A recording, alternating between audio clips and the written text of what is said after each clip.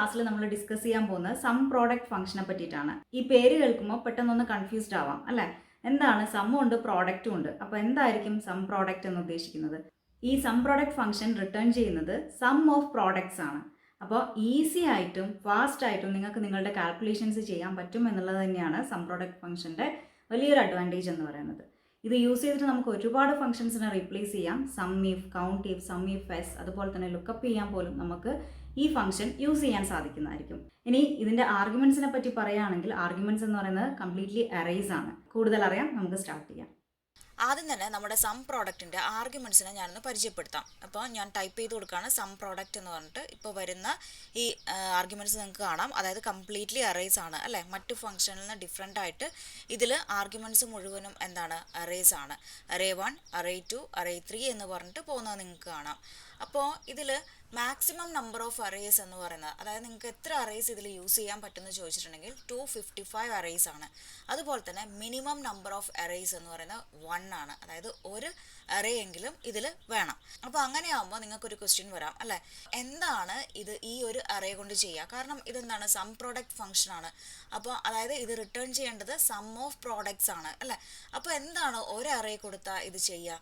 അത് നമുക്കൊന്ന് നോക്കാം. ഞാനൊരു എക്സാമ്പിളിലൂടെ അത് പറഞ്ഞുതരാം. ഞാൻ ഈ ഒരു സെല്ലിൽ സം പ്രോഡക്റ്റ് ഫംഗ്ഷൻ എങ്ങനെയാണ് ഒരു അറേ യൂസ് ചെയ്തിട്ട് വർക്ക് ചെയ്യുക എന്നുള്ളത് കാണിച്ചു തരാം. ടൈപ്പ് ചെയ്ത് കൊടുക്കുകയാണ് സം പ്രോഡക്റ്റ് എന്ന്. ദെൻ നമ്മൾ സെലക്ട് ചെയ്യുന്നത് ഒരു അറേ ആണ്, അതായത് പ്രൈസിൻ്റെ ഈ കോളം മാത്രം. അത് സെലക്ട് ചെയ്തതിന് ശേഷം നമുക്ക് എൻ്റർ കീ പ്രസ് ചെയ്യാം. അതായത് നമ്മളിവിടെ യൂസ് ചെയ്യുന്ന ഒരു അറേ ആണ്. എൻ്റർ കീ പ്രസ് ചെയ്യുമ്പോൾ നിങ്ങൾക്ക് കാണാം 85,000 ആണ് നമുക്ക് കിട്ടുന്നത്. അതായത് ആ ടോട്ടൽ പ്രൈസ് എന്ന് പറയുന്നത് 85,000 ആണ്. ഇതേ കാര്യം നമുക്ക് സം ഫംഗ്ഷൻ യൂസ് ചെയ്തിട്ട് ചെയ്ത് നോക്കാം, സെയിം ആണോ കിട്ടുന്നതെന്ന് അല്ലേ. അപ്പോൾ ഞാൻ സെലക്ട് ചെയ്ത് കൊടുക്കുകയാണ്. ദെൻ എൻ്റർ കീ പ്രസ് ചെയ്യുന്നു.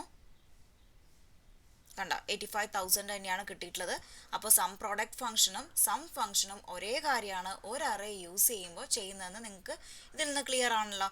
ഓക്കെ, അപ്പോൾ ഒരു അറേ കൊടുക്കുമ്പോൾ ജസ്റ്റ് നിങ്ങൾക്കത് മനസ്സിലാക്കി തരാൻ വേണ്ടിയിട്ട് മാത്രമാണ്. ഒരു അറേ കൊടുക്കുമ്പോൾ നമുക്ക് കിട്ടുന്ന സം ആണ്. മനസ്സിലായല്ലോ? ഇനി നമുക്ക് മറ്റൊരു എക്സാമ്പിൾ നോക്കാം. അതായത് സം പ്രോഡക്റ്റിന്റെ ശരിക്കുള്ള യൂസ് ഒന്ന് അറിയാം അല്ലെ.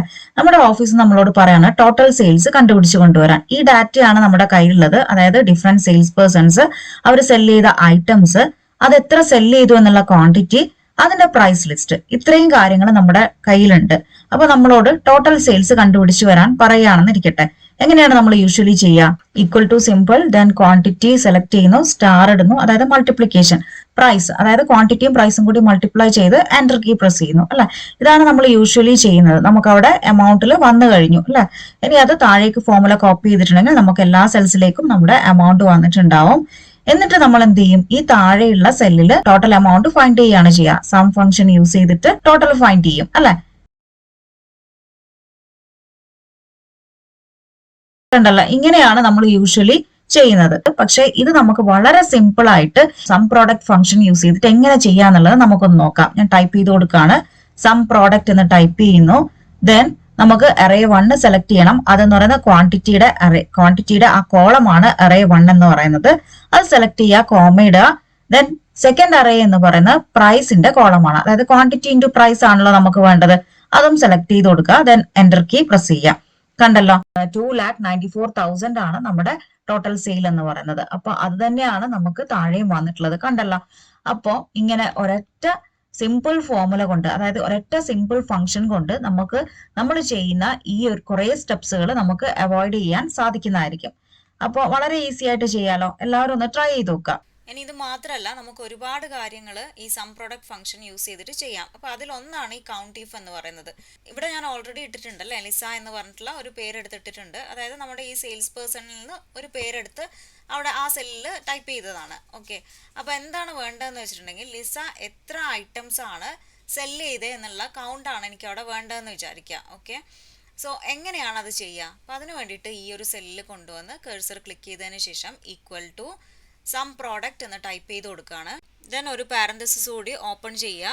അതിനുശേഷം നമ്മൾ സെലക്ട് ചെയ്യേണ്ടത് നമ്മുടെ ഫസ്റ്റ് അറേ എന്ന് പറയുന്നത് സെയിൽസ് പേഴ്സൻ്റെ ആ ഒരു അറേ ആണ്. അതായത് നമുക്കിവിടെ ഒരു കണ്ടീഷനാണ് ചെക്ക് ചെയ്യാനുള്ളത്. എന്താണ്, അതായത് നമ്മുടെ ഈ സെയിൽസ് പേഴ്സൻ്റെ ലിസ്റ്റിൽ എവിടെയെങ്കിലും ലിസ എന്നുള്ള പേരുണ്ടോ, ഉണ്ടെങ്കിൽ അതിനനുസരിച്ചുള്ള ആ ഐറ്റംസിൻ്റെ കൗണ്ട് റിട്ടേൺ ചെയ്യാണ് വേണ്ടത് അല്ലേ. സോ നമ്മൾ കൊടുക്കേണ്ടത് ഇസ് ഈക്വൽ ടു എന്താണ് ഈ ലിസ എന്നുള്ള സെല്ലിൻ്റെ അഡ്രസ്സ് സെലക്ട് ചെയ്ത് കൊടുക്കും. ഇനിയിപ്പോൾ സെൽ അഡ്രസ്സ് അല്ല നിങ്ങൾ കൊടുക്കുന്നതെങ്കിൽ നിങ്ങൾക്ക് ആ പേര് തന്നെ ഉണ്ടല്ലോ ലിസ എന്ന് കോഡ്സിൻ്റെ ഉള്ളിൽ ടൈപ്പ് ചെയ്ത് കൊടുത്താലും മതി.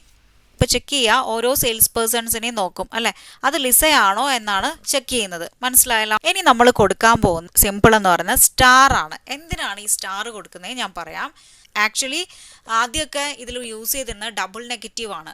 അതായത് ഡബിൾ നെഗറ്റീവ് നിങ്ങൾ കൊടുക്കുകയാണെങ്കിൽ അത് ആദ്യത്തെ പാരന്തസിസ് ഓപ്പൺ ചെയ്ത് കഴിഞ്ഞ പാടെ ഡബിൾ നെഗറ്റീവ് കൊടുക്കണം. അതെന്തിനാണ് കൊടുക്കുന്നതെന്ന് വെച്ചിട്ടുണ്ടെങ്കിൽ നമ്മുടെ സം പ്രോഡക്റ്റ് യൂസ് ചെയ്തിട്ട് കണ്ടീഷൻസ് ചെക്ക് ചെയ്യുന്ന സമയത്ത് അത് റിട്ടേൺ ചെയ്യുന്നത് ട്രൂ ഓ ഫോൾസോ ആയിരിക്കും. അതായത് ഈ ഫസ്റ്റ് സെല്ലിനെ കൺസിഡർ ചെയ്താൽ ഇതിപ്പോൾ ലിസയാണോ അല്ലയോ എന്ന് ഇത് റിട്ടേൺ ചെയ്യുന്ന വാല്യൂ ലിസയാണെങ്കിൽ ട്രൂ ആയിരിക്കും, അതല്ല ലിസയല്ല എങ്കിൽ അത് റിട്ടേൺ ചെയ്യാൻ ഫോൾസും ആയിരിക്കും. മനസ്സിലായല്ലോ. അപ്പോൾ ഈ ട്രൂവും ഫോൾസും യൂസ് ചെയ്തിട്ട് നമുക്ക് സം പ്രോഡക്റ്റ് കാണാൻ സാധിക്കില്ല, അറിയാലോ. അപ്പോൾ അതിനെ കൺവേർട്ട് ചെയ്യാൻ വേണ്ടിയിട്ടാണ്, അതായത് 0യും 1ഉം ആയിട്ട് കൺവേർട്ട് ചെയ്യാൻ വേണ്ടിയിട്ടാണ് നമ്മൾ ഈ ഡബിൾ നെഗറ്റീവ് സൈൻ യൂസ് ചെയ്യുന്നത്. പക്ഷേ അതിന് പകരം നമുക്ക് എന്ത് യൂസ് ചെയ്താൽ മതി, സ്റ്റാർ യൂസ് ചെയ്താൽ മതി. അതപ്പോൾ ഈസി ആക്കി നമ്മളുടെ വർക്ക്. ഓക്കെ, ഡബിൾ നെഗറ്റീവ് കൊടുക്കുന്നതിന് പകരം ഒരു സ്റ്റാർ സിമ്പിൾ യൂസ് ചെയ്തിട്ടുണ്ടെങ്കിൽ നമുക്ക് വർക്ക് ഈസി ആകും. അപ്പോൾ സ്റ്റാർ സിമ്പിൾ ഇടുക. ദെൻ അതിനുശേഷം ഇനി എന്താണ് ചെയ്യേണ്ടത്? റിട്ടേൺ ചെയ്യേണ്ടത് ക്വാണ്ടിറ്റി ആണ്. എത്ര ക്വാണ്ടിറ്റി സെല് ചെയ്തു എന്നാണ് നമുക്ക് അറിയേണ്ടത്. ദെൻ പാരന്തസിസ് ക്ലോസ് ചെയ്യുന്നു, അഗെയിൻ ക്ലോസ് ചെയ്യുന്നു. ഓക്കെ, നമ്മൾ ഓപ്പൺ ചെയ്ത് രണ്ടെണ്ണം നമ്മൾ ആദ്യം ഓപ്പൺ ചെയ്തുകൂടി ഇപ്പോൾ ക്ലോസ് ചെയ്ത് കൊടുക്കണം. എൻ്റർ കീ അടിക്കുന്നു. കണ്ടോ, 8 ഐറ്റംസ് ആണ് ലിസ സെല് ചെയ്തിട്ടുള്ളത്. നമുക്ക് നോക്കി നോക്കാവുന്ന ലിസ ഇവിടെ 5 ആണുള്ളത്, പിന്നെ ലിസ എന്നുള്ള പേരുള്ളത് ഇവിടെയാണ്, ഇവിടെ 3 ആണുള്ളത്. അപ്പോൾ ടോട്ടൽ ഐറ്റംസ് എന്ന് പറയുന്നത് എന്താണ്, 8 ഐറ്റംസ് ആണ് ലിസ സെല് ചെയ്തിട്ടുള്ളത്. മനസ്സിലായല്ലോ. അപ്പോൾ ഇങ്ങനെ കൗണ്ട് ഇഫ് ചെയ്യുന്ന കാര്യം ചെയ്യാൻ വേണ്ടിയിട്ട് നമുക്ക് എന്ത് യൂസ് ചെയ്യാൻ പറ്റും, നമ്മുടെ സം പ്രോഡക്റ്റ് ഫംഗ്ഷൻ യൂസ് ചെയ്യാൻ പറ്റുന്നതായിരിക്കും. ഇനി അതേപോലെ തന്നെ നമുക്ക് സം ഇഫ് യൂസ് ചെയ്തിട്ട് ചെയ്യുന്നത് കൂടി എന്ത് യൂസ് ചെയ്തിട്ട് ചെയ്യാം, സം പ്രോഡക്റ്റ് ഫംഗ്ഷൻ യൂസ് ചെയ്തിട്ട് ചെയ്യാം.